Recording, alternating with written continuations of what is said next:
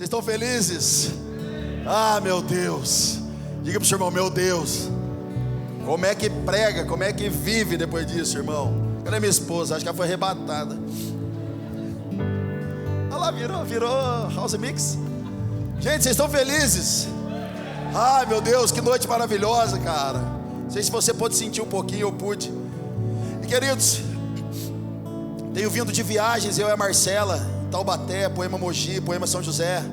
Em menos de 20 dias a gente rodou um monte de poema, um monte de reunião. E estamos bem cansados fisicamente.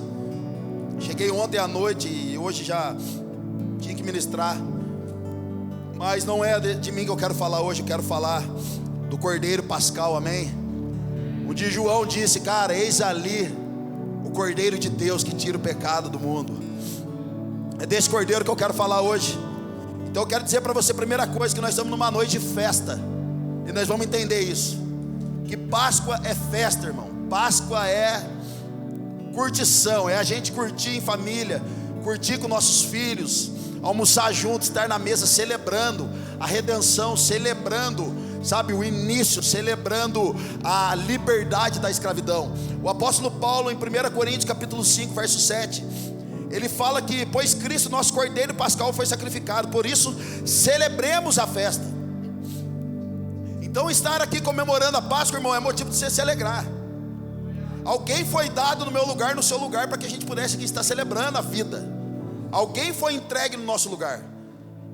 E a Bíblia diz que nós não fomos comprados por ouro, nem por prata, nem por Bitcoin, nem por investimento no CDI 110%, agora no Nubank. Fica esperto, você que tem Nubank, 110% CDI. Mas a Bíblia fala que nós não fomos comprado nisso. 1 Pedro capítulo 1, verso 18, diz que nós não fomos comprados por ouro nem por prata, que logo passa, estraga e perde seu valor. Mas nós fomos comprados com o seu alto e poderoso sangue, jorrado na cruz, o sangue de Cristo Jesus, o nosso Cordeiro Pascal. Xandão, mas como assim? Então Jesus me livrou do pecado. Então por que a Bíblia fala que eu sou escravo dele? Querido, a obra da cruz fez a gente ser livre do pecado, mas não no senhorio de Deus, não do senhorio de Jesus. Então agora, se nós somos escravos dele, nós temos um dono.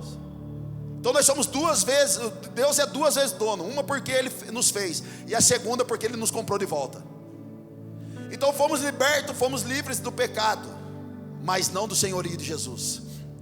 E escravo na Bíblia, um dos significados de escravo, irmãos, é ser possuídos, é ser dominados, é ser escravizados até o dia que você for encontrar os ares com o nosso Senhor. Por isso que Paulo fala, eu sou apóstolo de Cristo, mas escravo do Senhor. Eu fui comprado por um alto preço.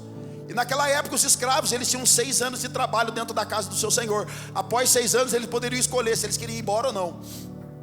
E se eles decidissem ficar como escravos, era furada a sua orelha, dizendo que aquela escravidão seria perpétua, ele nunca mais poderia ir embora. Ele decidiu ficar ali. Um dia Paulo está preso, as pessoas perguntam, Paulo, por que vai embora, cara? Você é cidadão romano, vai, vaza. Por que você tem que ficar aqui sendo açoitado, machucado, ferido? Vai embora. Paulo falou assim, não, eu sou preso à visão celestial que eu recebi. Então, irmão, se você entregou a sua vida para Jesus, você não tem livre-arbítrio. Livre-arbítrio é para quem não entregou a vida para Jesus. Mas se você entregou, irmão, perdeu, game over. Você não está jogando um videogame com Jesus e nem está no Instagram dando like. Porque quando você dá like, você pode dar dislike, irmão. Mas quando você entrega, você perdeu, você não tem controle mais. Entregou, já era, deixa que Jesus vai resolver. A Bíblia diz que Ele é o bom pastor. E a Bíblia diz que os seus pensamentos e os seus caminhos são muito mais altos do que o nosso. Então, se eu fosse você, é uma oportunidade nessa noite de entregar tudo nessa noite, principalmente o seu coração. Foi como o Vitão disse aqui. Porque se o Senhor tem o seu coração, irmão, todas as coisas Ele terá também. Então olha que legal. Êxodo capítulo 12, abra comigo. Irmão, nós vamos ler Bíblia hoje, amém? Se você não trouxe, liga a sua Bíblia. Se você está sem celular, cola com o irmão do lado e fala, irmão, deixa eu dar uma olhada aí. Tempo de cantar chegou. Ah, Jesus. Querido, tô cheio de Deus aqui. Êxodo capítulo 12, verso 1. A verdadeira Páscoa. O Senhor disse a Moisés e a Arão no Egito: este deverá ser o primeiro mês do ano para vocês. Digam a toda a comunidade de Israel que no 10º dia deste mês, todo homem deverá separar um cordeiro ou um cabrito para a sua família, um para cada casa. Gente, a primeira menção de sacrifício na Bíblia foi Noé. A Bíblia diz que depois do dilúvio, Noé sai, e não sei quem falou para Noé, se ele teve uma revelação, a Bíblia não fala isso. Mas Noé resolve agora então fazer um sacrifício. Então a Bíblia diz que ele pega alguns animais puros e algumas aves puras. Se Noé tivesse no nosso dia hoje, os ativistas estavam arrancando a cabeça dele, porque talvez Noé matou uns tipos de passarinhos, uns tipos de animal, irmão, que nunca mais teve na terra. Estava no dia dele, ele matou para fazer sacrifício para Deus. Aí os ativistas iam vir: tá louco, a baleia vai morrer com o canudo engasgado na garganta. Prende Noé, porque ele matou os animaizinhos que não era para matar. Então Noé foi o primeiro cara que fez o sacrifício. Gênesis capítulo 22. Ali tem a primeira menção do cordeiro. Quando Deus fala para Abraão: Abraão, pega o seu piá. Que isso, hein? Que degradê, hein? Pega o seu piá, Abraão, vai lá e sacrifica ele. Então Abraão chega e fala: vamos lá, piá, vamos lá que nós vamos trocar uma ideia. Imagina, irmão, como que foi? Eu quero um dia estar no céu e falar: Deus, põe no telão para mim, como que foi esse negócio? Como que foi Abraão carregar o filho e falar: vamos lá, vai ter um sacrifício ali. Mas não vou falar nada para você. Você quer um ovo de Páscoa ou você quer um presente misterioso, Isaac? Ah, dá um presente misterioso, porque o ovo de Páscoa, irmão, dá para você ir para a Europa com o valor do dinheiro do ovo. Ah, dá um presente misterioso. Então beleza, então vamos lá então. Então ele chega lá, a hora que ele pega o cutelo, põe o menino deitado. Então o menininho diz: pai, cadê o cordeiro? Abraão, por fé, irmão, Deus proverá. Fica de boa aí, filho, é rapidinho. Eu só vou fazer um negocinho aqui. Quando você fechar o olho, acordar, você já vai estar em outro lugar, fica tranquilo. Pega o cutelinho, irmão, para dar na garganta. De repente aparece um anjo. Eu fico lembrando aquele meme do Leonardo DiCaprio. Ops. A hora que ele estava pronto ali, Gui, é agora. Ops. Abraão, não mata, porque o cordeiro já foi resolvido, já foi preparado aqui, ó. E a Bíblia diz que quando Abraão olha, o cordeiro está amarrado na árvore. Querido, é a primeira vez que Deus mostra um cordeiro. Naquele momento Deus já estava simbolizando profeticamente para nós sobre a misericórdia dele e sobre a provisão de Deus. Ali já é um apontamento profético por aquilo que há de vir, irmão. Ali Deus já está falando do filho. Ali Deus já está encenando sobre o filho. Então quando Abraão vai sacrificar, opa, o cordeiro está ali, representando o filho. Deus está mostrando a sua misericórdia, a sua fidelidade, a sua lealdade e também a sua provisão. Éramos para que eu e você não estivéssemos aqui, estávamos em trevas, mas Deus viu graça, nos transportou do reino das trevas para o reino de luz. E que reino é esse, Xanão? Paz, justiça e alegria no Espírito. É paz na caminhada, é justiça de Deus, aquilo que é reto aos olhos de Deus, e alegria. E se você está aqui: Deus me dá paciência, Deus me dá discernimento. Não, irmão, a Bíblia diz que a alegria é também um fruto do Espírito. Então diga para o seu irmão: irmão, se você não tiver a alegria de Deus, Deus não vai querer usar você não, porque você é muito chatinho. Irmão, não tem como Deus usar o povo triste, cara. Você chega na casa do líder e está triste. Se você chega em depressão, você vai embora com dupla unção de depressão, porque o líder já está mal. É terrível. Irmão, se você tem um pastor que é feliz e ungido, ele muda a terra. Se você tem um líder que ele é ungido e também carrega a alegria de Deus, ele muda a terra. Se você tem uma família que você não pode ter dinheiro, irmão, você não pode ter nada, mas você tem alegria. Você muda todas as coisas ao seu redor. Então olha só, Gênesis 8, Noé pega os animaizinhos, sacrifício para ele mesmo. Gênesis 22, agora o cordeiro é para as famílias. E agora, Novo Testamento, fala que foi sacrificado um único cordeiro. Hebreus capítulo 10, um único homem foi sacrificado por toda a terra. Começou com o homem na família e agora para todos. Um único sacrifício foi feito. Continuando o texto, verso 4. Se uma família for pequena demais para um animal inteiro, deve dividi-lo com seu vizinho mais próximo, conforme o número de pessoas e conforme o que cada um puder comer. Sabe o que está falando aqui, irmão? Se você comprou um ovo de Páscoa tamanho de um carro, tem uns ovos de Páscoa que dá para você entrar dentro dele. A surpresinha é você mesmo. É o Kinder Ovo gigante, é você mesmo a surpresinha.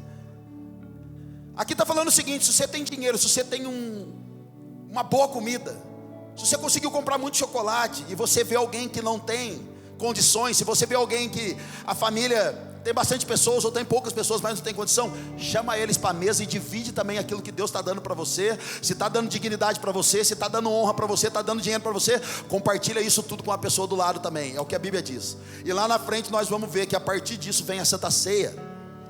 Então olha só que legal, Salmo 68:6. Deus faz com que o solitário viva em família, liberta aqueles que estão presos em grilhões, mas os rebeldes habitam em terra seca. Gente, Deus faz com que o solitário viva em família. Talvez alguém aqui no nosso meio cresceu sem mãe, se arrumou uma sogra que é a sua mãe. Talvez você cresceu sem pai, mas você arrumou dentro da igreja um homem que está te dando destino profético, e ele tem se tornado uma paternidade para você. Gente, um dia eu cheguei para o meu gerente na fábrica, eu falei: Fábio, eu preciso de aumento. Ele falou: por quê? Porque eu quero fazer faculdade de administração. Você pode me dar aumento? Eu não consigo pagar. Eu era casado já. Ele falou: não tem como não. Vai lá para a faculdade. Pede para os caras deixar você trabalhar na cozinha. Pede para os caras deixar você trabalhar na biblioteca. Vai lá, meu, fala com os caras, se vira. Mas vai estudar, eu quero você estudando. Eu falei: eu aumento. Ele falou: não vem.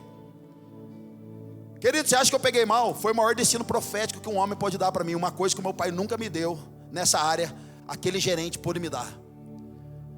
Não tem como todo mundo que está aqui querer viver de forma solitária. Sempre Deus vai levantar alguém para suprir uma área da sua vida, para te empoderar, para te dar destino e fazer você caminhar mais uma milha. Sempre vai ser. A não ser que você gosta de andar como um gnomo sozinho atrás de uma árvore escondida e ninguém quer falar com você mais. Mas enquanto isso, Deus não deixa ninguém solitário dentro da sua igreja. Se é falta de pai, Deus levanta uma paternidade. Se é falta de mãe, Deus levanta uma mulher para cuidar de você. Se é falta de amigo, irmão, tem um monte aqui nessa noite. Se é falta de alegria, anda com os caras que têm alegria.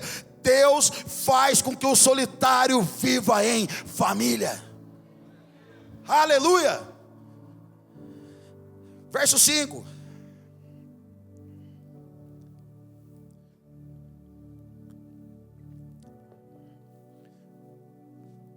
O animal escolhido será um macho de 1 ano, sem defeito, e pode ser cordeiro ou cabrito. O animal escolhido será macho de 1 ano. Gente, naquela época o animal escolhido não poderia ter defeito, não podia ter mancha, não podia andar mancando. Ele não podia ter um olho só, o cabritinho ali, o cordeiro, não podia ter um olho só. Não podia ter mancha na sua pele, não podia ter defeito nenhum. Ele tinha que ser perfeito.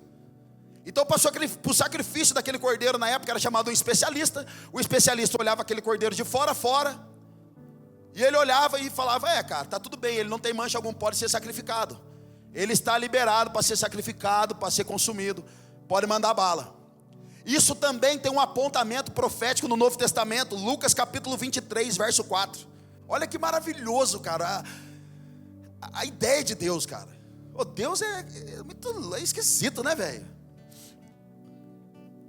Lucas 23, 4.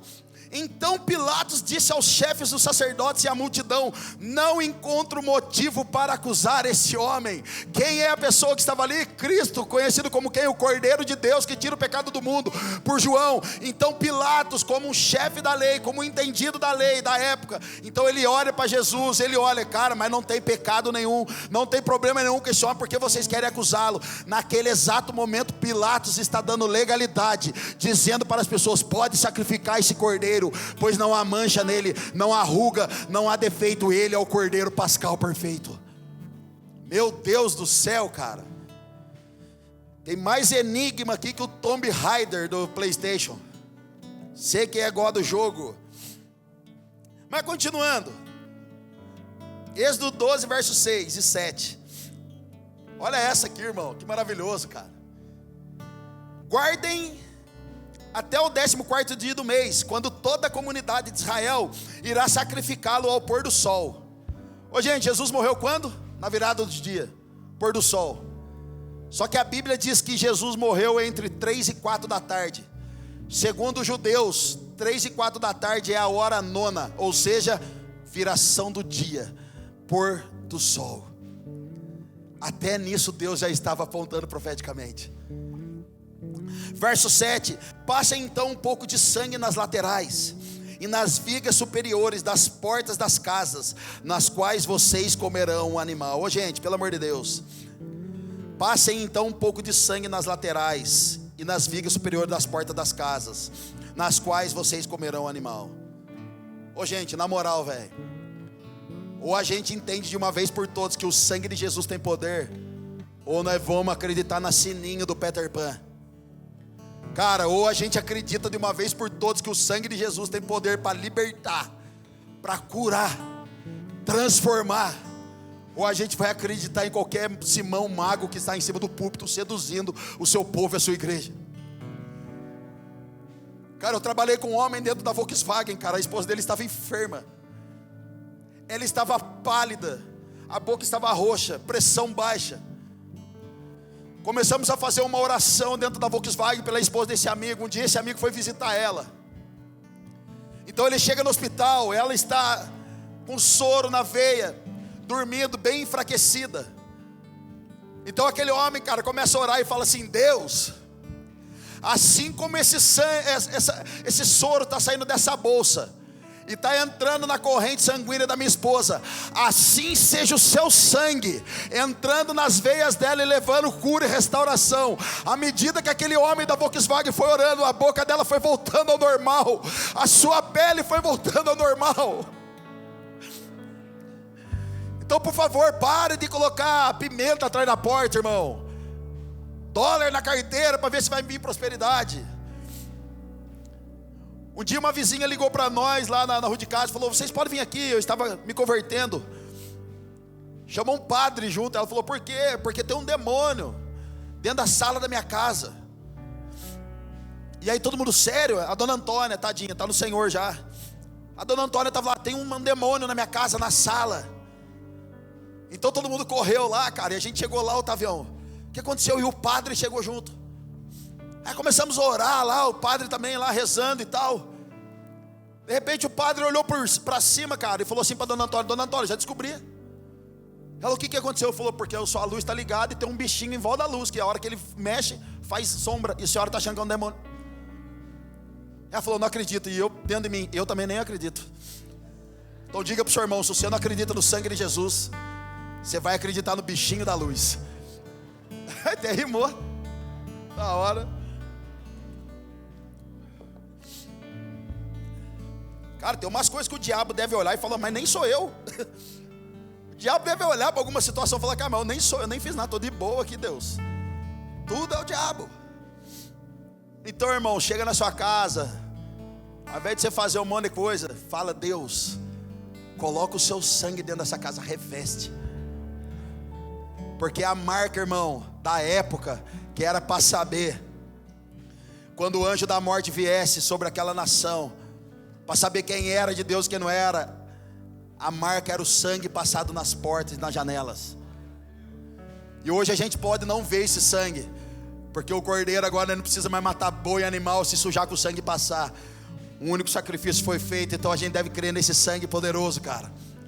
E eu creio que o diabo, irmão, ele não respeita título de pastor, ele não respeita título de líder, mas ele respeita a unção que está sobre nós, ele respeita a marca de Cristo que está sobre nós, o batismo que nós estamos sofrendo nesses dias por Cristo, de amor, de paixão, de entrega, é a nossa marca nesses dias, irmão. Amém? Verso 8: naquela mesma noite comerão a carne assada no fogo, juntamente com ervas amargas e pão sem fermento. Não comam a carne crua nem cozida em água, mas assada no fogo, cabeça, pernas e vísceras. Ô gente, eu preguei sobre cabeça, perna e víscera no ano passado. Depois você olha lá no YouTube, tem lá. Mas eu vou falar de novo para a gente ficar bem marcado isso. Querido, essas ervas amargas, não sei quantos já foram em restaurante, foi comer um carneirinho lá e o cara fala: quer uma erva amarga aí, irmão? Quer uma ervinha? Não sei o quê. Quero. Aí o cara joga uma ervinha amarga lá em cima, você come, ai que delícia. Um dia eu saí com um casal da igreja, a gente estava comendo lá, daí o cara veio, ó, um carneirinho. Quer uma erva amarga? Eu falei, eu quero. Daí o casal, eu quero. Eu falei, gente, você sabia na Bíblia que erva amarga aponta para o pecado? Aqui Deus está falando para o povo, vocês vão comer com erva amarga, para vocês lembrar de onde eu tirei vocês. Um povo que jazia em grandes trevas, viu grande luz. Vocês vão comer erva amarga para sempre se lembrar o que eu fiz na vida de vocês. Vocês estavam debaixo do juízo de Faraó, mas hoje vocês estão debaixo do juízo do Satanás. Mas agora por causa de mim eu livrei vocês. Então a erva amarga não é para vocês ficarem felizes não, para vocês lembrarem do que eu fiz e da onde vocês saíram. É isso que Deus está falando. É isso que Deus está mostrando para eles. Aí eu falei pro casal, o casal falou, ai meu Deus, eu nem quero mais. Então eu falei, então joga no meu prato. Tá doido? Olha que 1 Coríntios verso 26 fala, cara.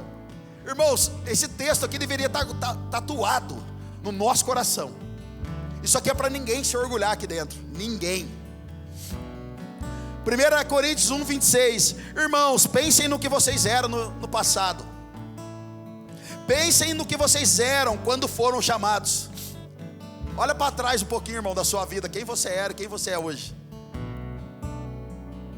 Xandão, mas eu estou no primeiro dia na igreja, irmão, então sua vida já não é mais a mesma. A sua vida poderia ser a mesma no passado, até antes do culto. Agora que você entrou aqui, Deus está falando com você, já não é mais a mesma. Lembra quando vocês eram no passado? Quando vocês eram? Vai descer. Você ficava lá, lembra? Lembra?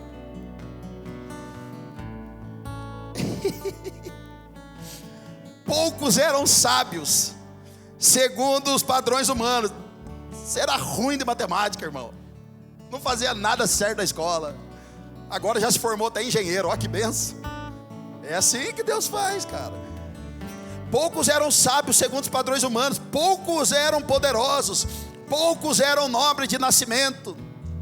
Você foi o único que não nasceu no berço de ouro. Todo mundo nasceu no berço de ouro, você não nasceu. Não era nobre de nascimento. Quem é a sua família? Ninguém. Quem é a sua família, Xandão? Nem sei mais da minha família. É o que está falando. Verso 27. Mas Deus escolheu as coisas loucas do mundo para envergonhar os sábios, e escolheu as coisas fracas do mundo para envergonhar os fortes. Ele escolheu as coisas insignificantes deste mundo, os desprezados e as que nada são, para reduzir a nada os que são, para que ninguém se vanglorie diante dele. É porém por iniciativa dele que vocês estão em Cristo Jesus. Ei, a Bíblia diz que não fui eu que vocês que me escolheram, mas eu que vos escolhi. Então o chamado de Deus não começou com você dizendo sim, começou com ele dizendo, eu quero você para mim, eu quero essa família para mim. Começou com Jesus, não começou com você, irmão. Ah, Deus, o qual se tornou sabedoria de Deus para nós, isto é, justiça, santidade e redenção. Ô gente, você não tinha nada, alguns de nós nem tem nada ainda, mas a Bíblia nos chama de povo exclusivo de Deus, sacerdotes reais, nação santa de Deus. Xandão, eu não tenho dinheiro, mas você é um sacerdote santo, um povo exclusivo. Xandão, eu nem consegui casar ainda. Não tem problema, mas você é um sacerdote, um povo exclusivo, uma nação santa. Xandão, e a Malu, você acha que casa? Tomara que Jesus volte, eu não estou pronto para isso.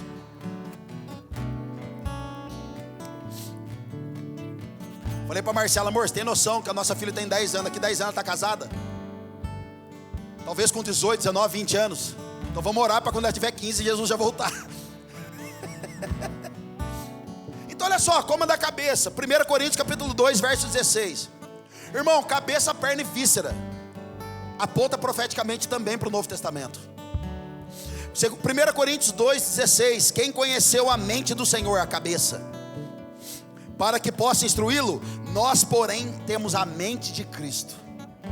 É pensar como Cristo, é raciocinar, é pensar o que Jesus faria, é ter uma metanoia, uma transição. Romanos 12. sofreu uma conversão aqui dentro. Comer as pernas. 1 Pedro capítulo 2, verso 21. Para isso vocês foram chamados, pois também Cristo sofreu no lugar de vocês, deixando-lhes exemplo, para que sigam os seus passos. Aqui está falando o seguinte: é andar como Jesus anda, se mover como Jesus se move. É mudar a passada, irmão. Sofreu o renovo, agora muda a passada. Em Taubaté a gente faz assim: quer se dar bem? Vem comigo. Quer passar de ano? Quer brilhar? Vem com o Pai. Então é mudar a passada, é mudar a conduta, mudar a forma de andar, mudar a forma, sabe, de atuar. E comer das vísceras. Filipenses 2, verso 5. Aqui fala das entranhas, aqui fala de sentimentos.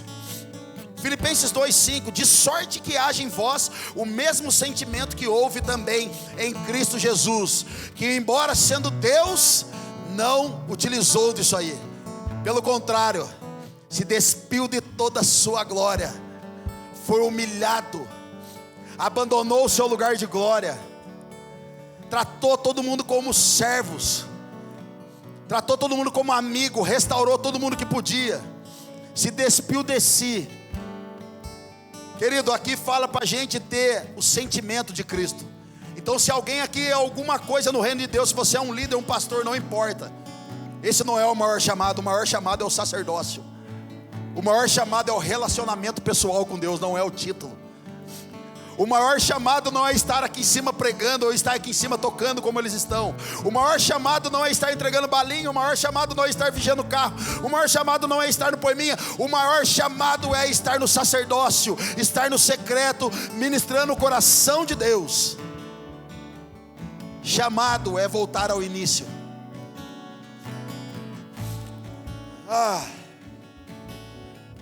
Xandão, e como, o que isso tem a ver com a ceia de hoje? Olha o Êxodo 12, verso 4, volta de novo. Se uma família for pequena demais para um animal inteiro, deve dividi-lo com seu vizinho mais próximo, conforme o número de pessoas e conforme o que cada um puder. Isso aponta para a Páscoa de hoje, para a ceia de hoje. Aquele momento que eles tinham lá atrás era de ceia, era para celebrar a Páscoa, a libertação do povo. Mas a Bíblia fala que agora, em 1 Coríntios, a ceia do Senhor nos dias de hoje. 1 Coríntios capítulo 11, verso 20. E querido, presta bem atenção, porque isso aqui é um ensino muito forte. E eu acredito que falar de Páscoa, irmão, não dá para resumir numa pregação não, e nem num mês, nem num ano. É muito mais profundo do que nós imagina. 1 Coríntios capítulo 11. Quando vocês se reúnem, não é para comer a ceia do Senhor. Paulo está dando uma lapada nos caras de Corinto, irmão. Quando vocês se reúnem, não é para comer a ceia do Senhor, porque cada um come sua própria ceia, sem esperar pelos outros. Assim, enquanto um fica com fome, o outro se embriaga. Será que vocês não têm casa onde comer e beber? Ou desprezam a igreja de Deus e humilham os que nada têm? Que lhes direi? Eu os elogiarei por isso? Certamente que não. Verso 23: pois recebi do Senhor o que também lhes entreguei, que o Senhor Jesus, na noite que foi traído, tomou o pão, tendo dado graças, partiu e disse: esse é o meu corpo que é dado em favor de vocês, façam isso em memória de mim. Por isso que nós temos a ceia aqui hoje. Da mesma forma, depois da ceia, ele tomou o cálice e disse: este cálice é a aliança no meu sangue, é a nova aliança no meu sangue. Façam isto sempre que o beberem em memória de mim. Porque sempre que comerem deste pão e beberem deste cálice, vocês anunciam a morte do Senhor até que Ele venha. Ô, gente, preste bem atenção nisso aqui. Isso pode confrontar a religiosidade de muita gente aqui. Fomos ensinados de uma forma muito deturpada referente à ceia. E eu quero tentar explicar em poucos minutos o real motivo aqui. O contexto dessa época, o contexto da ceia aqui, Paulo está dizendo o seguinte: que quando vai fazer a ceia, reúne com os irmãos, todo mundo. Hoje é Santa Ceia, vamos todo mundo para Poema. Então todo mundo aqui traria comida para a gente fazer essa ceia, para celebrar essa festa da Páscoa. Só que naquela época os mais ricos, os de melhor condição, eles levavam caviar, eles levavam picanha, eles levavam Chester. Apesar, alguém aqui já viu um Chester andando por meio do mato? Como é que você sabe que é Chester, irmão? Fica a dica. Conhecimentos gerais. Vamos voltar. Então, os de melhor condição levavam muito boa comida. Os que não tinham tanta condição, levava vina, fandangos. Se era da piazada lá do Vitão, era pão com mortadela. Irmão, você já viu as festas de GC das mulheres? É bexiga, balão. Seja bem-vindo, feliz aniversário, você é linda, você é o amor, você... Gente, as mulheres dominam a arte da graça de amar alguém. Vai na piazada no GC dos caras pra você ver o aniversário de algum deles. É tapa na cabeça, é pão com mortadela, não tem uma carta, não tem uma semente. Loucura, os homens é terrível, cara. Então vamos lá, os que tinham melhor condição levavam boa comida. Os que não tinham tanta condição levavam uma comida um pouco inferior. E ali, a ceia era o momento que todo mundo dividia tudo com todo mundo, para que todo mundo usufruísse da mesma coisa, todo mundo. Então Paulo está dando uma lapada nos caras, porque os mais ricos levavam boa comida, comia tudo e não dividia com quem não tinha nada. Então aqui está a primeira chave da ceia. A ceia, irmão, é para você repartir com o próximo aquilo que Jesus está dando para você. Se Jesus está te dando dignidade, faça com que alguém menor do que você seja digno também. É a primeira chave da Santa Ceia. Se Jesus está dando para você fama, sucesso, dinheiro, conhecimento, você também transfere isso para o pequenino. Então Paulo está falando, vocês acham que eu vou elogiar vocês? Não, porque a ceia não é essa. Paulo ensina os caras, a ceia que eu recebi do meu Senhor é partiu o pão, dividiu, ó. Essa é a verdadeira ceia. Agora diga para o seu irmão com muito carinho, se eu não divido a ceia com alguém, diga para ele com muito carinho. Diga para ele, se eu não divido a ceia com alguém, jamais vou dividir o coração com ela também.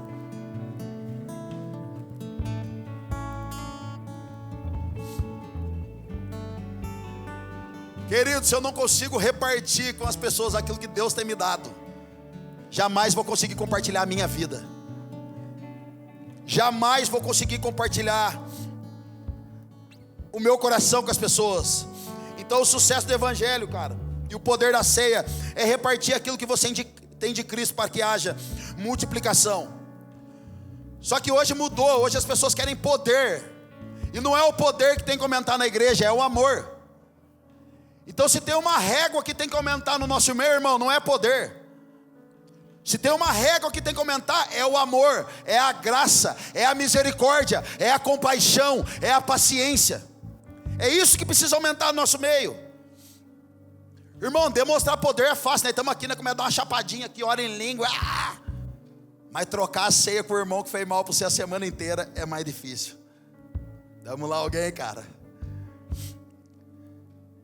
Jesus resolveu trocar a vida dele com a nossa. Será que a gente não consegue trocar um copo de ceia com o irmão que está aqui dentro? Vamos lá, alguém, cara. Continuando o texto, verso 27. Portanto, todo aquele que comer o pão ou beber do cálice do Senhor indignamente será culpado de pecar contra o corpo e o sangue do Senhor. Examine-se o homem a si mesmo, e então coma do pão e beba do cálice. Pois quem come e bebe sem discernir o corpo do Senhor, come e bebe para a sua própria condenação. Ô, gente, presta atenção. Aqui é o maior erro teológico da maioria da galera que prega sobre ceia. Examinar o homem a si mesmo não é você olhar para dentro de si e ver se você está em pecado ou não, se você pode ceiar ou não. Examinar o homem a si mesmo e ver se você não está comendo indignamente é você olhar para dentro e perguntar e enxergar em você se você está dividindo com as pessoas aquilo que o Senhor também te deu. Não tem a ver, irmão, se você pecou ontem, hoje ou agora há pouco. Não tem a ver. Porque se você pecou, irmão, hoje é o dia de voltar para casa. Se você pecou, hoje é o dia de ser restaurado de novo.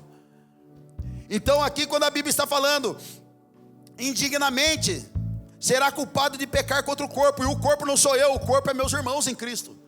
Então, se eu tenho uma boa condição e eu não divido, irmão, eu estou pecando contra o corpo. A Bíblia diz: se você vê um irmão tendo bens materiais, vendo um irmão em necessidade, não ajudá-lo, você não pode existir em você e em mim o amor de Deus. É pecar contra o corpo, não tem a ver de você ser ou não. Então, se você tem ganhado muita coisa e não tem feito nada com as pessoas, olhe para dentro de si, examine a si mesmo, e a partir de agora comece a compartilhar todas as coisas para que você possa ceiar. É isso que a Bíblia está dizendo. Xandão, mas o que é discernir o corpo? Por isso o apóstolo Paulo disse: tem muitos doentes no nosso meio. Tem muitos doentes, porque não discerne o corpo. E que é discernir o corpo, Xandão? Eu tive fome, você me desse de comer. Eu tive frio, você me deu um agasalho. Eu tive sede, você me deu água. Eu estive preso, e você foi me visitar. E o espertinho do discípulo disse: Jesus, mas nada disso aconteceu com você. Jesus disse: sim, não mesmo. Mas quem o fizer abaixo de mim, com os meus pequeninos, a mim também estou fazendo. Então, discernir o corpo é olhar no nosso meio para ver se alguém está faltando algo e você poder suprir esse algo. Seja dinheiro, seja roupa, seja uma visita, seja uma lembrancinha, seja um ovo de Páscoa, seja uma mesa, seja um abraço, não importa. Olhar e discernir o corpo é olhar no nosso meio, ver o que falta na vida de alguém e ser suporte de forma a suprir essa necessidade. Isso é examinar o corpo. Deu para sacar agora? Deu para aprender? Xandão, mas eu aprendi que eu tenho que me comportar direitinho para ceiar. Xandão, eu me comportei a semana inteira, o mês inteiro, eu posso ceiar agora? Irmão, a gente ceia por causa da graça e da misericórdia. Mas os evangélicos ensinou eu e você a ter uma santidade, a se tornar uma santidade legalista. Não conseguimos viver esse extremo que os caras querem. É por isso que o Espírito Santo foi dado para nós, irmão, para ajudar. Então as pessoas falam: você tem que ser assim, assim, assado para você poder ceiar. Se você não é, você não pode ceiar. Você tem que se comportar o mês inteiro, a semana inteira. E se você se comportar, você pode ceiar. Você chega no domingo, uma vez no mês, naquela cerimônia religiosa, e você pode ceiar daí uma vez por mês. Irmão, a Bíblia não fala para a gente ceiar uma vez por mês. A Bíblia não fala para a gente ceiar uma vez a cada 15 dias. A Bíblia fala para a gente todas as vezes que for ceiar, lembrar do que está sendo feito. Então você pode ceiar hoje, você pode ceiar amanhã, você pode ceiar terça, o dia que você quiser. Mas a gente instituiu uma vez por semana. Então você chega aqui e você ceia. Pastor, mas eu não me comportei esse mês. Esse dia minha filha chegou para mim. Falei: filha, e aí? Todo mundo que é pai aqui vai se identificar com uma história assim. Filha, e aí, como que foi na prova de matemática? Peguei ela lá. Pai, você não acredita, pai. A prova, falei: foi bem? Acho que fui. Quanto você tirou? 0,3. Eu dirigindo já quase tive um colapso. O quê? Maria Luísa, você tirou 0. 0 na prova de matemática. Começou a chorar. Pai, falei: não faz cena. Você não é uma atriz. Pai, você não está entendendo, pai. Falei: filha, você tirou 0. Pai, você não está entendendo, pai. Não foi. Falei: foi 0, Maria Luísa. Não foi, pai. Foi 0,3, pai. Como se fosse 10, cara.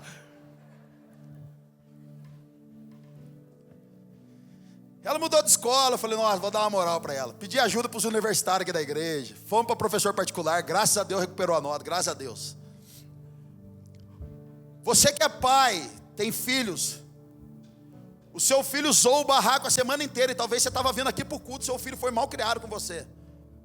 E você proibiu ele de ir para a salinha. Seu filho tira a nota ruim.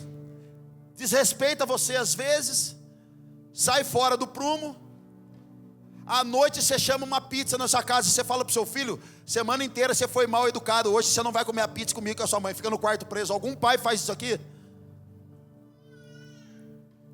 Gente, se tiver algum pai que faz isso, nós temos uma psiquiatra aqui na igreja, psicólogo, que pode estar te ajudando. E qualquer coisa nós chamamos anjos. Tem anjo aqui também, Decantiu e Neguébia.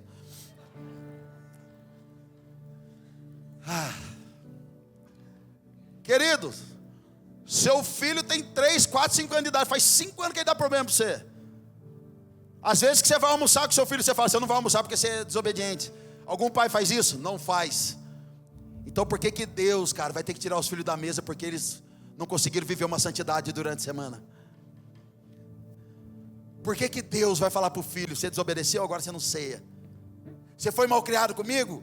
Você não orou, você não rezou? Agora você também não vai ceiar. Querido, nenhum pastor na face da terra, nenhum pastor líder da face da terra tem autoridade para dizer quem pode ceiar e quem não pode ceiar. A mesa foi instituída por Deus, a mesa é dele, ele põe quem ele quer e ele tira quem ele quer. Em nome de Jesus, se tem alguém debaixo de um paternalismo que está impedindo você de crescer no Senhor, sai debaixo já no nome de Jesus, cara. Pelo amor de Deus, não existe. Não fui eu, Xandão, que morri por essa mesa aqui, cara.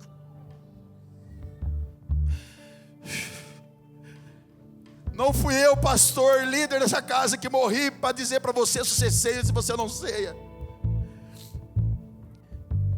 Xandão, eu pequei essa semana, mas já pedi perdão. Cai para dentro, irmão. Abraça Jesus, cai para dentro desse amor de Deus. O filho pródigo vazou embora, cara, ficou injuriado, foi embora. Dá aqui meu direito, vou descer para BC, vou curtir o carnaval e vou ficar lá até o dia que eu quiser. E a Bíblia diz que quando o filho volta para casa, ele cai em si, ele volta para casa. Naquela época era digno de apedrejamento se o filho desonrasse o pai. Às vezes os nossos filhos nos desonram e a gente nem bater neles, a gente bate. Mas naquela época, irmão, era digno de apedrejamento. Então quando o filho vem saindo, voltando para casa, o pai sai à frente, cara. Então o pai abraça aquele jovem, para que ninguém mais apedrejasse ele, o pai estava protegendo.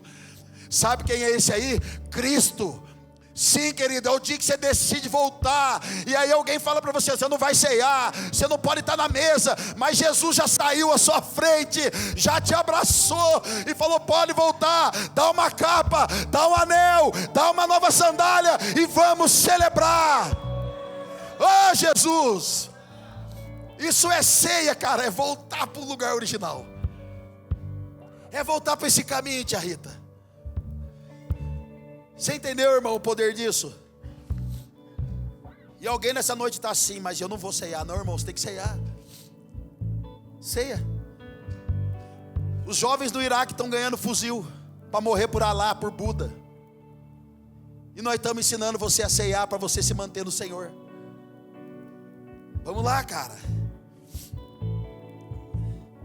Mas pastor, eu pequei. 1 João 2, verso 1. Pecou, então beleza, irmão. Se isso aqui não for suficiente, eu não sei mais o que nós faz. Meus filhinhos, escrevo essas coisas para que vocês não pequem. Eu escrevo essas coisas para que vocês não pequem.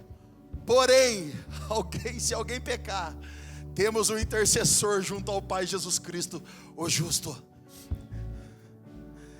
Não pequem, mas pecou, não conseguiu resistir, deu uma vacila aqui, deu um vacilinho ali, então fica tranquilo, corre para Jesus, corre para a cruz, pois ali há graça, a misericórdia, a restauração de todas as coisas. Um dia falaram para Davi, e aí, você vacilou com Deus, você foi lá fazer o ajuntamento do povo, Deus mandou você não fazer isso. O que você quer fazer? Você quer cair na mão do povo? Você quer cair na mão dos seus inimigos? O que você quer que aconteça com você? Então Davi dá uma opção que não estava no cardápio ali, irmão. Davi fala, eu quero cair na mão do Deus vivo, pois ali eu sei que eu encontrarei misericórdia. Ô irmão, não cai na mão de pastor não, cai na mão do Deus vivo. Não cai na mão do líder errado, não, caia na mão do Deus vivo. Então se tem um lugar para você voltar nessa noite, não é para a igreja, é você voltar para Jesus, voltar para o culto, é voltar para a cruz, porque ali tem misericórdia, tem graça, tem restauração, tem amor de Deus. Aleluia. E eu quero encerrar. Lucas 22, verso 8.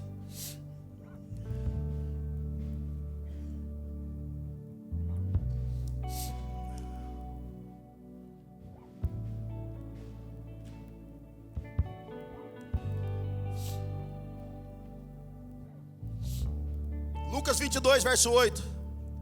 Jesus enviou Pedro e João, dizendo, vão preparar a refeição da Páscoa.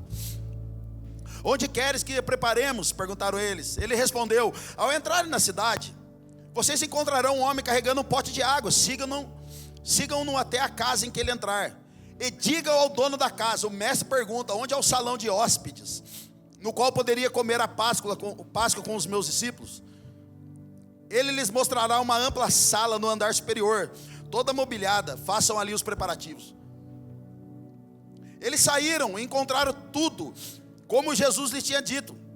Então prepararam a Páscoa. Quando chegou a hora, Jesus e seus apóstolos reclinaram-se à mesa, e disse-lhes: desejei ansiosamente comer essa Páscoa com vocês antes de sofrer. Pois eu lhes digo, não comerei dela novamente até que se cumpra o reino de Deus. Recebendo um cálice, ele deu graças e disse: tomem isto e partilhem com os outros. Pois eu lhe digo que não beberei outra vez do fruto da videira, até que venha o reino de Deus. Tomando o pão, deu graças, partiu e deu aos discípulos, dizendo: isto é o meu corpo dado em favor de vocês, façam isto em memória de mim. Da mesma forma, depois da ceia, tomou o cálice, dizendo: isto é o meu corpo, meu sangue, é a nova aliança no meu sangue, derramado em favor de vocês. Querido, quando Jesus levanta a ceia, ele está falando assim: isto é, esse isto é, significa, isto me representa. Eu não lembro se era no livro de João, que fala assim: vocês estudam minuciosamente as escrituras, mas não sabem que elas apontam para mim. Então Jesus está lembrando os discípulos ali: essa Páscoa que nós estamos aqui, rapaziada, piazada, está falando de mim, eu sou o Cordeiro Pascal. E quando Jesus pega aquele pão e parte, Jesus está dizendo para eles: olha aqui, o meu corpo vai ser arrebentado daqui a pouco, o meu corpo vai ser dilacerado, o meu corpo vai ser moído por causa de vocês. Então o significado, quando você pegar o pão aqui, irmão, olhe para o pão e pense comigo. Esse pão significa, aponta, representa o corpo de Cristo, que foi arrebentado, dilacerado, moído por causa de mim. E quando Jesus pega aquele cálice, ele fala assim: isto é a nova aliança no meu sangue. O que Jesus está dizendo de forma profunda é: já já vai ser derramado sangue inocente em favor de vocês. Primeiro pão, eu vou ser arrebentado, e a segunda parte, vai ser derramado sangue inocente por causa de vocês. Essa é a nova aliança. Não tem mais animal, não tem mais boi, não tem mais carneiro, não tem vaca, não tem aves. A partir de agora se cumpre em mim, Hebreus capítulo 10. Um único sacrifício foi feito. Romanos capítulo 8 diz que por um homem entrou o pecado, mas pelo segundo homem entrou a justificação. Por um homem entrou toda a desgraça de pecado que a gente vive, mas por outro entrou uma vida. Hebreus capítulo 10 diz: entre agora por um novo e vivo caminho a partir de Cristo Jesus. Cara, a ceia é muito mais profunda que não imagina, cara. Hoje você vai ceiar a partir de hoje, irmão, como nunca antes. Mateus 27, verso 26. Então Pilatos soltou Barrabás. Parece uma cena aí que não conhece, mas deixa quieto. Então Pilatos soltou Barrabás, mandou açoitar Jesus e o entregou para ser crucificado. Então os soldados do governador levaram Jesus ao pretório e reuniram toda a tropa ao seu redor. Tiraram-lhe as vestes e puseram nele um manto vermelho. Fizeram uma coroa de espinhos e a colocaram em sua cabeça. Puseram uma vara em sua mão direita e ajoelhando-se diante dele zombavam: salve rei dos judeus. Pegaram Jesus, irmão, fizeram ele tipo de reizinho, uma vara na mão, uma capa e uma coroa de espinhos, e começaram a zombar: salve rei dos judeus. Cuspiram nele e tirando-lhe a vara, batiam-lhe com ela na cabeça. Depois de terem zombado dele, tiraram-lhe o manto e vestiram-lhe suas próprias roupas. Então o levaram para crucificá-lo. Queridos, Jesus toma a ceia com os discípulos, após isso vai preso. Então começa toda esse espancamento, essa humilhação com Jesus. Naquela época, uma pessoa que ia ser açoitada, ela era amarrada, e algumas vezes amarrada em troncos de árvore, ou postes, ou colunas. E ali eles eram açoitados. Alguns deles morriam durante o açoitamento, outros desmaiavam. Naquele momento, As varas na ponta das varas eram feitas de couro, com pedaços de ossos humanos colados, amarrados. À medida que eles batiam em Jesus e tiravam, vinha junto um pedaço de pele, pedaço de músculo, de carne. Segundo o historiador Flávio Joséfo, diz que Jesus estava irreconhecível, completamente dilacerado por causa das chibatadas, completamente espancado, arrebentado, não dava para reconhecer a sua face. Ossos expostos naquele momento, perfurações por todo o corpo. Lucas 23, quando chegaram ao lugar chamado Caveira, ali o crucificaram com os criminosos, um à sua direita, o outro à sua esquerda. Gente, o lugar da caveira, ou Gólgota, todo mundo que era crucificado naquela época, eles ficavam ali até se tornar caveira. Eles não eram retirados da cruz. Por isso que José de Arimateia compra o corpo de Cristo, porque senão ia deixar ele lá até apodrecer e as aves do céu comerem os seus corpos. Por isso que se chama lugar da caveira. Continuando, verso 34.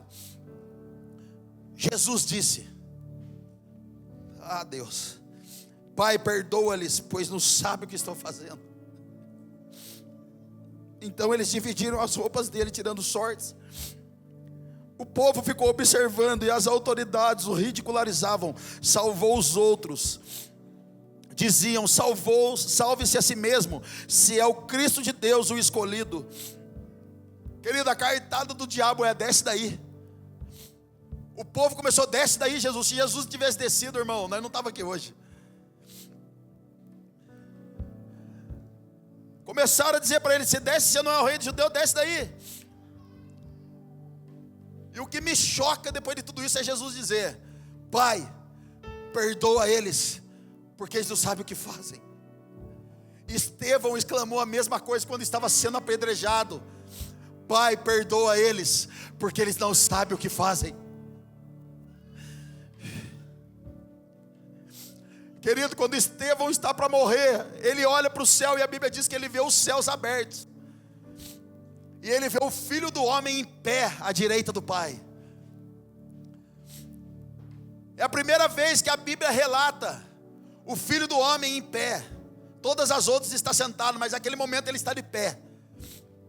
Se você assistir filmes de gladiadores, no momento que dois homens estão combatendo e quando um está para morrer, ele vence, ele é vencido, e tem um cara ali pronto para matar ele. Então é olhado, você já deve ter visto essa cena. Eles olham para o rei se levanta do trono, e o rei dá um sinal: ou vive ou morre. Quando o rei levanta, irmão, significa o maior nível de honra. E quando o rei levanta, não é honrar para quem vai matar, está honrando quem morreu. Porque quem está ali lutando e ficou até o final, travou uma boa batalha, uma dura batalha e sobreviveu. Então o rei está honrando quem vai morrer.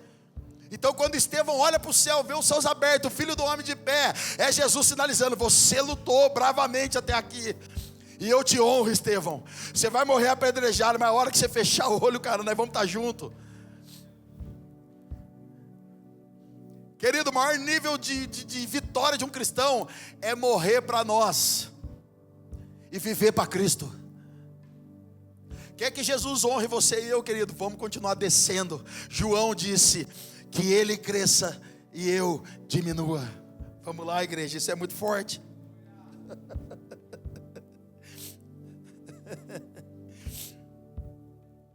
Verso 38, havia uma inscrição acima dele que dizia: este é o rei dos judeus. Um dos criminosos que estavam dependurados lançava-lhes insultos: você não é o Cristo, salve a si mesmo e a nós. Deus, eu estou nessa situação agora, nesse namoro, faz alguma coisa, você não é Deus?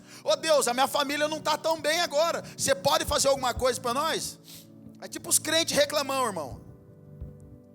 Mas o outro criminoso repreendeu dizendo: você não teme a Deus, nem estando sob a mesma sentença. Segundo o historiador, o nome desse outro criminoso é... como que era o nome dele? Dimas. Alguém cantou Dimas, primeiro vida louca da história. Aos 45 do segundo arrependido, salvo e perdoado, foi Dimas o bandido. Deveria ser um versículo bíblico. Você não teme a Deus, nem estando sob a mesma sentença. Nós estamos sendo punidos com justiça, porque estamos recebendo o que os nossos atos merecem. Mas este homem não cometeu mal algum. Então ele disse: Jesus, lembra-te de mim quando entrares no teu reino. Jesus lhe respondeu: eu lhe garanto, hoje você estará comigo no paraíso. Querido, só se você entender a cruz de Cristo, você vai conseguir compreender o amor do Pai. Porque a cruz simboliza o amor do Pai. E se a gente não compreende a cruz, não vamos entender o amor. E se a gente não entender o amor de Deus, nós vamos ser refém da nossa própria natureza adâmica caída. Somos os patinhos feios, ninguém gosta de mim, ninguém cuida de mim, ninguém está nem aí comigo. Não, irmão. Você quer ver o amor de Deus, irmão? Não é quando Ele dá milagre, não é quando Ele traz poder para nós. É quando a gente olha para a cruz, quando João 3,16 foi dado o único filho, em meu favor, em seu favor. João 19, verso 29.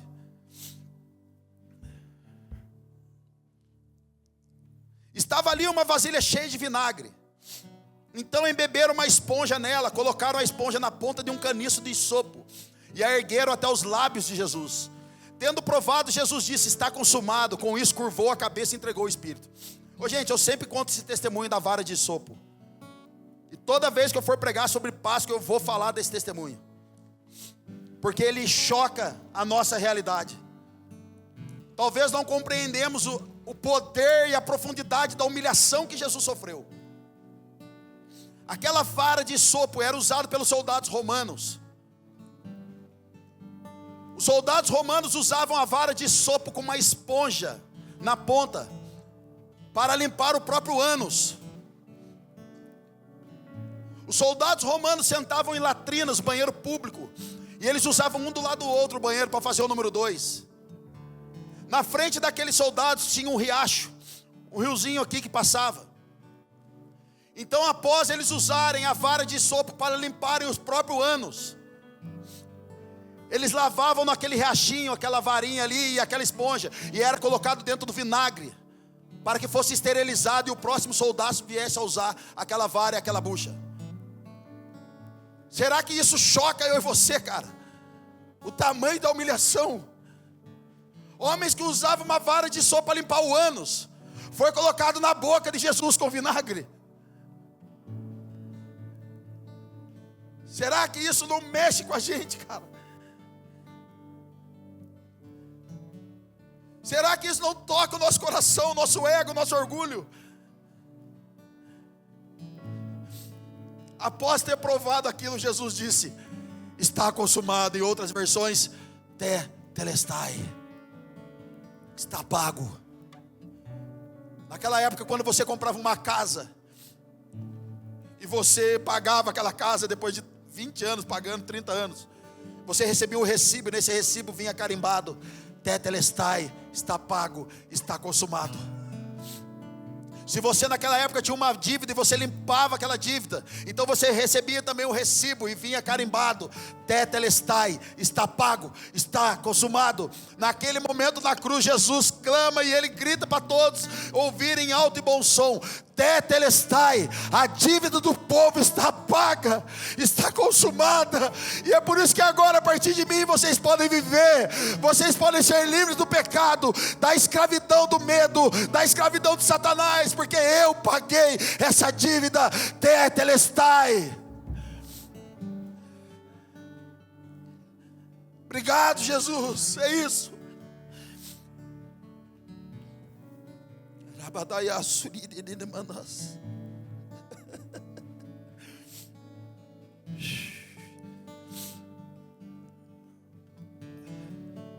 Jesus morre ali, gente, em Mateus 28, verso 1.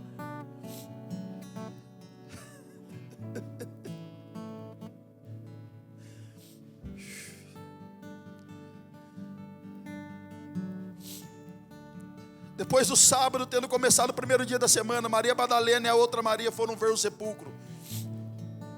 E eis que sobreveio um grande terremoto, pois o anjo do Senhor desceu, e chegando ao sepulcro, rolou a pedra de entrada e assentou sobre ela. Sua aparência era como o relâmpago, e suas vestes eram brancas como a neve. Não é o relâmpago McQueen não, tá, gente? E as suas roupas estavam brancas como a neve. Os guardas tremeram de medo e ficaram como mortos. Desmaiou, irmão, apagou, ficou com medo. O anjo disse às mulheres: não tenha medo, sei que vocês estão procurando Jesus que foi crucificado. Ele não está aqui, ressuscitou como tinha dito. Ele ressuscitou. Agora vocês estão com dúvida, mulheres? Vem aqui. Olha para dentro do túmulo aqui, vem aqui comigo, olha aqui dentro aqui, ó. Você viu o meme de hoje que soltaram? Um piazão de soldado dançando lá. Daqui a pouco ele faz, de dentro do túmulo vem um eco. Dele, what? Sai correndo.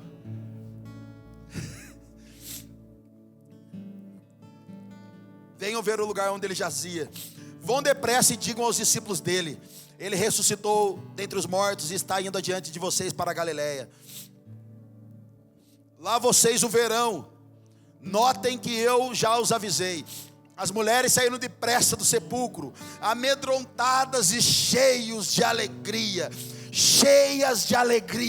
porque Jesus tinha morrido? Não, porque ele tinha ressuscitado. Então a festa nessa noite não é porque ele morreu, mas porque ele morreu e ressuscitou. E foram correndo anunciá-lo aos discípulos de Jesus. Mas de repente Jesus as encontrou e disse: salve! De repente Jesus apareceu e falou: e aí, piazada? Estou aqui. Lá em Taubaté a gente fala: e aí, firmeza total, mano. Irmão, Jesus inventou o salve, não foi os caras de hoje não. Há mais de 2000 anos atrás Jesus já estava inventando gíria, irmão. Salve! Não é esquisito, cara, essas coisas? Ou é minha mente que está caída mesmo? Não é possível.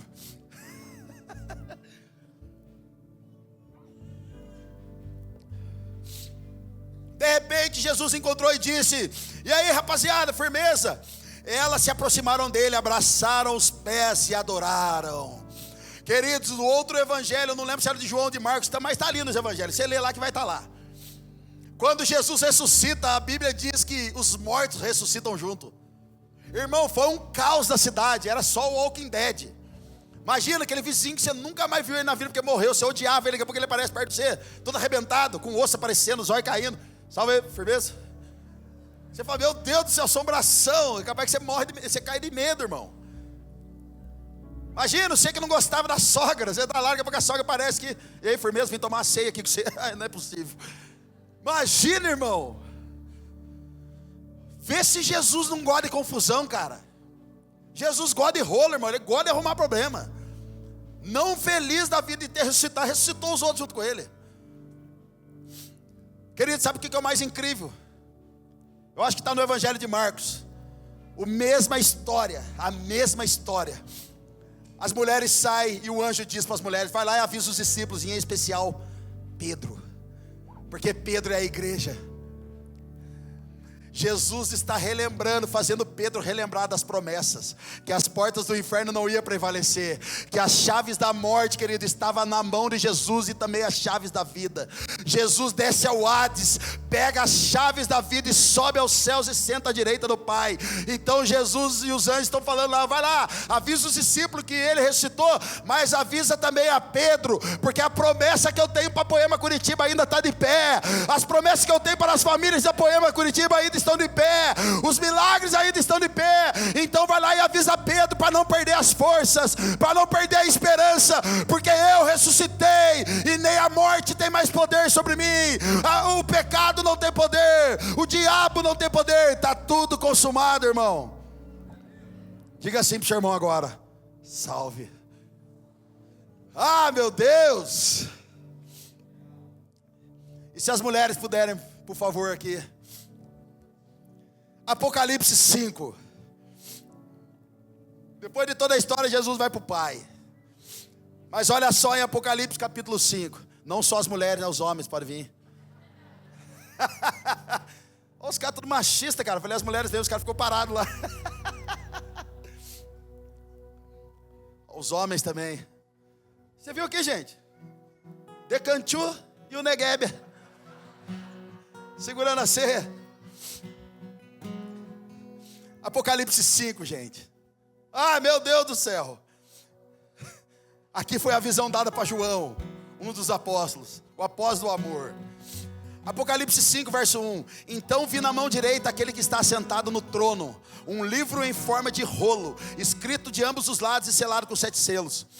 Vi um anjo poderoso proclamando em alta voz: quem é digno de romper os selos e de abrir o livro? Mas não havia ninguém no céu, nem na terra e nem debaixo da terra que podia abrir o livro ou sequer olhar para ele. Verso 4. Eu chorava muito. Como diz o Du, eu estava chorandinho, porque não se encontrou ninguém que fosse digno de abrir o livro e de olhar para ele.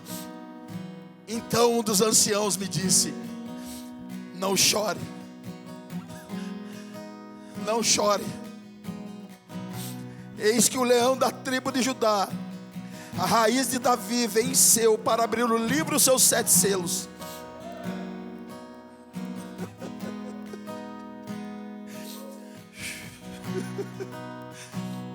Não chore.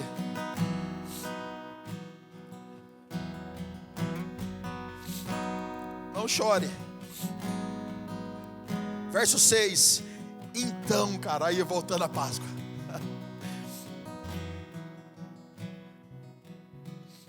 Então vi um cordeiro que parecia ter estado morto,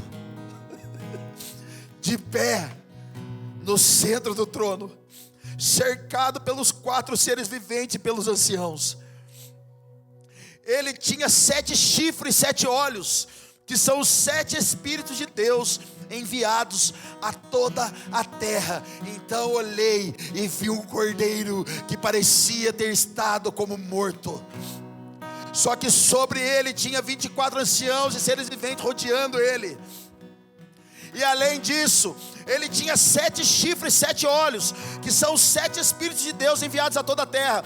Querido, se você for ler o livro de Zacarias capítulo 4, ali fala dos 7 Espíritos e os 7 olhos e 7 chifres.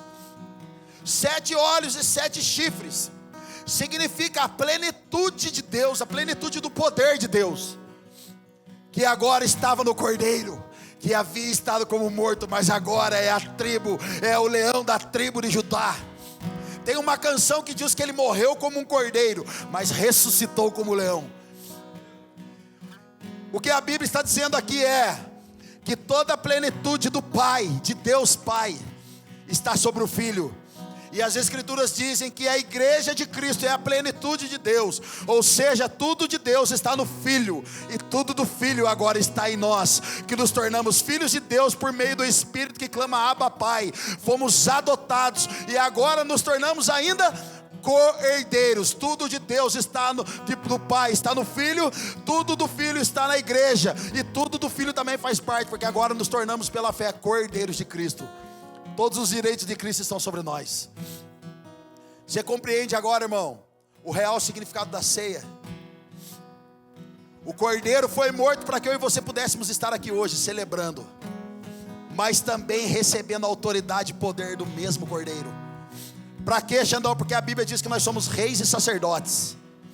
Reis, porque vamos governar tudo na terra, conforme o céu, conforme a cultura do céu. E sacerdotes, aqueles que ministram o coração de Deus, que atraem a presença de Deus. É por isso que eu falei, fica aqui comigo, banda. Nós não queremos um fundinho musical e não queremos famosos aqui. Nós queremos uma nação santa, um sacerdócio real, que quando ministra o coração de Deus, o Senhor se agrada e Ele vem. E Ele vem, e Ele chega, e Ele nos toca, nos ama, nos abraça, nos perdoa, e ainda de lambuja, nos dá poder e autoridade para fazer obras ainda maiores. Amém, querido? Que você possa se levantar do seu lugar, tomar a sua ceia, e antes de você abrir, troque a sua ceia com pelo menos uns 5 irmãos, porque a ceia fala de compartilhar. Meu Deus!